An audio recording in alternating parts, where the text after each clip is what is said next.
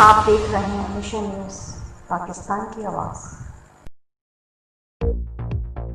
10 जनवरी chairman शऊर तंजीम doctor Mohammad Ahmad और director miss Khan ने शऊर की मीटिंग का इनेकाद किया, जिसमें शऊर की कोर कमेटी और दीगर मेम्बरान ने शिरकत की। तकरीब का आगाज़ तिलावत कुरान पाक से किया गया। तिलावत कुरान पाक की अजीम सादत को मिस्टर नवीद ने अपने नाम कर लिया और वहीं दूसरी तरफ गुलदस्ता मोहम्मद ने नात के अशार को अदा करने के लिए नादर अली साहब मौजूद थे। उसके बाद तकरीब का आगाज़ किया गया और शऊर के तमाम मेम्बरान को शऊर की कोर कमेटी से मुतारफ़ कराया गया और तमाम मेम्बरान को कमेटी की तरफ से हिदायत की गई। एजुकेशन, एहतियात, फंडिंग और तमाम दीगर एजेंडे ज़ेर बहस लाए।